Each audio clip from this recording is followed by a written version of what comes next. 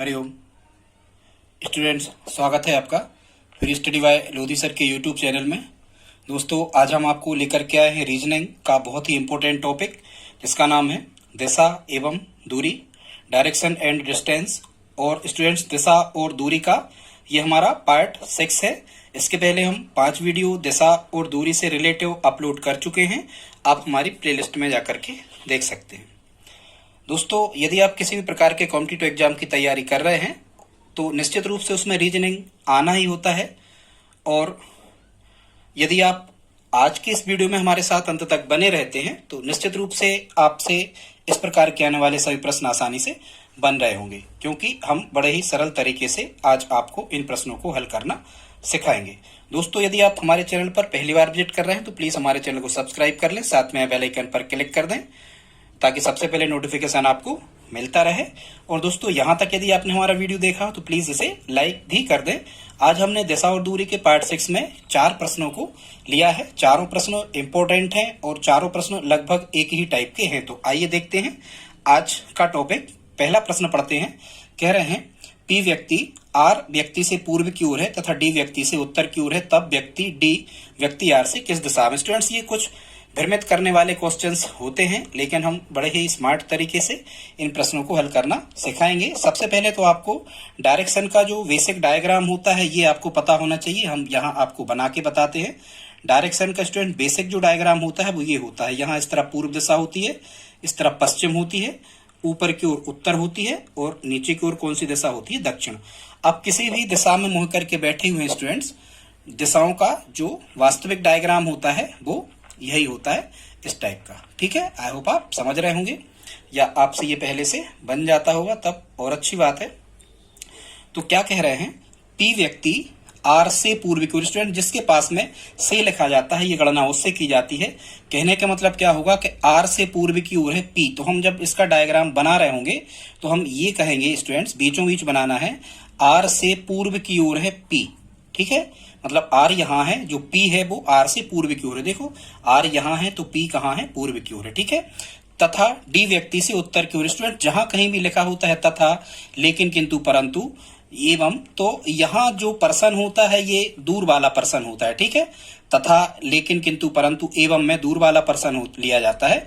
और स्टूडेंट्स, जो की या जो लिखा होता है या जिसका जिसकी, तो पास वाला पर्सन लिया जाता है। रीजनिंग में ध्यान रखना, बताएंगे कभी आगे। तो खैर, तथा का मतलब होता है दूर वाला पर्सन।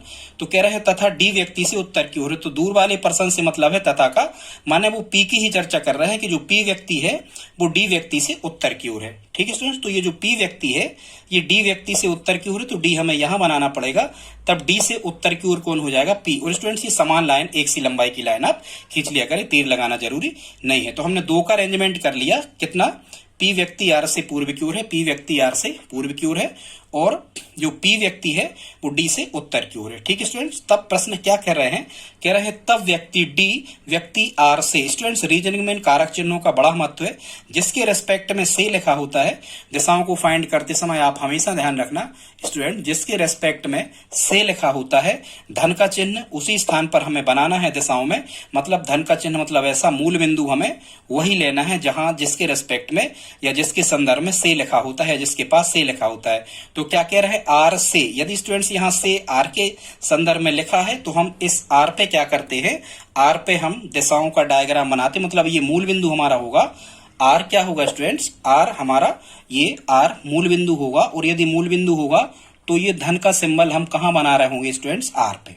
इस प्रकार से धन का सिंबल हमें कहां बना लेना है, जिसके संदर्भ में से लिखा। अब हम सही सही दिशाएं लिखते तो ये पूर्व कहलाती है, ये पश्चिम कहलाती है, यहाँ उत्तर होता है और यहाँ सही सही दक्षिण होता है। दिशाओं का डायग्राम ऐसे ही बनता है। अब उनने क्या कहा है, उनने कहा है कि आर से डी किस दिशा में है। अब हम डी की पोजीशन तय करेंगे कि डी कहाँ है। तो आप देख रहे हैं डी यहाँ है, और ये जो डी है ये कहाँ है डी स्टूडेंट्स, ये दक्षिण और पूर्व के बीच में है। मतलब हमारा इस प्रश्न का आंसर क्या हो जाएगा कि आर से डी कहाँ है, दक्षिण पूर्व में है। ये हमारा आंसर होगा। आई होप आपको समझ में आ गया होगा। अगला क्वेश्चन देखते हैं स्टूडेंट्स। अगले क्वेश्चन में क्या कह रहे हैं, कह रहे हैं शहर डी शहर एम के पश्चिम में है। ठीक है, बीचों बीच बनाना है डायग्राम। शहर जो डी है ये एम के कहाँ है, पश्चिम में। तो देखो, एम का पश्चिम इसी तरफ होगा, एम का पश्चिम इस तरफ होगा। ठीक है, ये देखो पश्चिम इस तरफ होता है। एम के पश्चिम में है डी, इसका अरेंजमेंट हमने कर लिया, तथा आर शहर डी के दक्षिण में है। तो डी के दक्षिण में है आर, तो डी का दक्षिण मतलब नीचे की ओर होगा, और यहां कौन सा शहर है, आर है। ठीक है, एक सी लाइन खींच लिया करें। दक्षिण माने क्या होता है, नीचे की ओर। तो क्या कह रहे हैं, शहर आर शहर डी के दक्षिण में है, मतलब इस लाइन का अरेंजमेंट भी हमने कर लिया। अब कह रहे हैं शहर आर के पूरब में है। यहां कहीं शहर के है, आर का पूर्व ये हुआ स्टूडेंट्स, पूर्व मतलब इस तरफ, तो आर के पूरब में है क्या, के, तो यहां हम लिख देंगे के। ठीक है, इसका अरेंजमेंट भी हमने कर लिया, शहर आर के पूरब में है। तब क्या कह रहे हैं, तब शहर डी की अपेक्षा, मतलब किसके रेस्पेक्ट में चर्चा की गई है, डी की अपेक्षा। मतलब स्टूडेंट्स यहां की अपेक्षा लिखा है, तो इसका मतलब होगा से।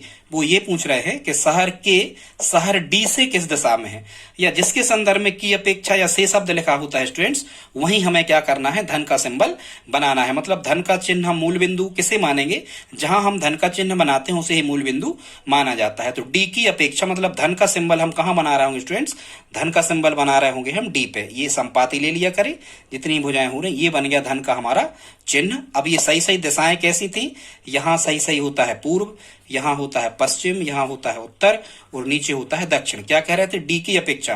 तो डी पे हमने मूल बिंदु ले लिया, मतलब धन का चिन्ह यहां बना दिया, डी पे काटना है। तो किसकी चर्चा कर रहा है, के की। अब देखो ये के कहां है, तो स्टूडेंट्स ये के जो है ये दक्षिण और पूर्व के बीच में है। ये है यहां पर के, दक्षिण और पूर्व के बीच में है। मतलब स्टूडेंट्स इसका आंसर क्या हो जाएगा, दक्षिण पूर्व। इसका आंसर हो जाएगा कि डी की अपेक्षा के कहां है, दक्षिण पूर्व में है। आई होप आप समझ रहे होंगे। ठीक है स्टूडेंट्स, इस प्रकार से इन प्रश्नों को हल करते हैं। अगला देखते हैं, तीसरा क्वेश्चन है स्टूडेंट्स, ये भी कुछ इसी प्रकार का है, पर ये हमने कुछ डाटा वाला लिया है, जिसमें कुछ हमने आंकड़े आपको गणितीय आंकिक मान दिए हैं। इसमें क्या कह रहे हैं स्टूडेंट्स, इसमें कह रहे हैं शहर ए से 12 किलोमीटर दक्षिण, एवं जो शहर बी है वो ए से 5 किलोमीटर पश्चिम में है। तब ए से बी की दूरी क्या है स्टूडेंट्स, ये हम आपको पहले बता चुके थे कि जब कभी भी दिशा और दूरी में दूरी का निकालने का कहा जाए और कुल दूरी शब्द ना लिखा हो, तो हमें क्या कंसीडर करना होता है कि यहाँ हमसे न्यूनतम दूरी की चर्चा की गई है। और न्यूनतम दूरी के अधिकांशतः प्रश्नों में स्टूडेंट्स क्या निकल के आता है, समकोण त्रिभुज बन रहा होता है, और हम क्या फाइंड कर रहे होते हैं, कर्ण। हो सकता है इस क्वेश्चन में भी हमें कर्ण ही पता करना पड़े। तो आइए देखते हैं, कह रहे हैं शहर ए से 12 किलोमीटर दक्षिण में है। ठीक है, तो यहां कहीं हम शहर ए ले लेते हैं, और यहां कुछ भी हम दूरी मान लेते हैं। मान के चलो ये है 12 किलोमीटर, तो 12 किलोमीटर में कौन है, मान के चलो ये 12 किलोमीटर दूरी पर क्या है, मान के चलो ये बी है। लेकिन फिर से कह रहे हैं शहर ए से 12 किलोमीटर दक्षिण में है, एवं जो शहर बी है वो शहर ए से 5 किलोमीटर पश्चिम में है। अगली लाइन क्या कंसीडर करो, क्या जूम करना है कि कह रहे हैं शहर ए से 12 किलोमीटर दक्षिण एवं 5 किलोमीटर पश्चिम है, मतलब वही लाइन है। एवं यहां लिखा है, तो शहर बी की ही चर्चा कर रहे हैं कि जो शहर बी है वो ए से 12 किलोमीटर दक्षिण में है और 5 किलोमीटर पश्चिम में है। तो यहाँ स्टूडेंट्स 12 किलोमीटर दक्षिण में है, तो हमने यहाँ 12 मान लिया। और यदि कह रहा है कि 5 किलोमीटर पश्चिम में, तो ए का पश्चिम तो ये होगा। पर दो शहर का भी मतलब एक ही स्थान दो स्थानों पे नहीं हो सकता, या तो बी यहाँ मानेंगे या फिर बी यहाँ मानेंगे। तो स्टूडेंट्स हम इस प्रश्न में क्या करते हैं कि बी हम यहाँ भी नहीं मानते स्टूडेंट्स। हम बी को कहाँ मान सकते हैं, हम बी को इस प्रकार से मान सकते हैं कि ए का दक्षिण भी आ जाए और ए का पश्चिम भी आ जाए। तो इसका मतलब ये होगा कि बी को हम यहाँ कहीं मान सकते हैं। यदि हम स्टूडेंट्स बी को यहां मानेंगे तो ये क्या निकल के आएगा, ये निकल के आएगा कि जो बी है वो 5 किलोमीटर कहां हो गया, वो कहां हो गया 5 किलोमीटर ए से, ये 5 किलोमीटर ए से पश्चिम भी हो गया, और जो बी है वो 5 किलोमीटर, ये मतलब 12 किलोमीटर ए से क्या हो गया, दक्षिण भी हो गया। ठीक है स्टूडेंट्स, तो यहां फिर हमें फाइंड स्टूडेंट्स इसमें क्या करना है, हमें पता करना है ए से लगा के बी तक की दूरी। मतलब अब हम इसको कितना मान रहे होंगे, इसको मान रहे होंगे कितना, 5 किलोमीटर। ठीक है, ये बी ऐसी कंडीशन में स्टूडेंट्स ये फंसा है कि जो बी है ये 12 किलोमीटर दक्षिण में है और ये जो बी है वो ए से ही 5 किलोमीटर पश्चिम में है। तो यहाँ हम और बना सकते हैं इस प्रकार से, आयत भी आप चाहें तो बना लें और आप चाहें तो बी को यहाँ भी मान सकते हैं, लेकिन यहाँ मानोगे तो ये गलत हो जाएगा क्योंकि फिर वो 12 किलोमीटर दक्षिण नहीं रह जाएगा, इसलिए दक्षिण और पश्चिम के बीच में हमें यहाँ मानना है। और अब हमें क्या फाइंड करना है, ए से बी के बीच की दूरी, मतलब क्या पता करना है, ए बी। और स्टूडेंट्स यहाँ दो दिशाओं के बीच में 90 अंश का कोण बनता है, मतलब ये समकोण त्रिभुज बन गया, कुछ भी नाम दे दूं, सी नाम दे दूं, ए सी बी। तो यहाँ पाइथागोरस प्रमेय लगेगी, कर्ण का वर्ग बराबर लंब का वर्ग धन आधार का वर्ग, मान के चलो कर्ण बड़ी भुजा है, ए बी हमें फाइंड करना है। तो यहाँ 12 का वर्ग धन 5 का वर्ग 144 और 25 169 आ जाएंगे। तो ए बी स्क्वायर बराबर 169, तो ए बी बराबर कितना हो जाएगा 169। तो यहाँ ए वर्ग हटेगा, वर्गमूल लगेगा स्टूडेंट्स, और 169 का वर्गमूल कितना होता 13, मतलब आंसर कितना आ जाएगा, न्यूनतम दूरी 13 किलोमीटर। आई होप आपको समझ में आया होगा। इस प्रकार के प्रश्नों को स्टूडेंट जब एक ही कंडीशन की, मतलब एक ही स्थिति की, एक ही स्थान की दो स्थिति दी हो तो उनके मध्य में मान के हल किया जाता है। चौथा क्वेश्चन देखते हैं, इसमें क्या कह रहे हैं, यदि ए बी के दक्षिण में है, इसको बना लेते हैं। क्या कह रहे हैं, ए बी के दक्षिण में है, मतलब ए जो है ए वो कहाँ है, बी के दक्षिण में है। तो बी के दक्षिण मतलब दक्षिण ये नीचे होती है, ए बी के दक्षिण में इसका अरेंजमेंट कर लिया, तथा सी बी के पूरब में है। बी का पूर्व ये होगा स्टूडेंट्स, तो यहाँ सी है, बी के पूरब में सी है। दिशाएं तो आप जानते हो ये होती है, पूरब पश्चिम, ऊपर उत्तर और नीचे दक्षिण। सी बी के पूरब में इसका अरेंजमेंट भी कर लिया।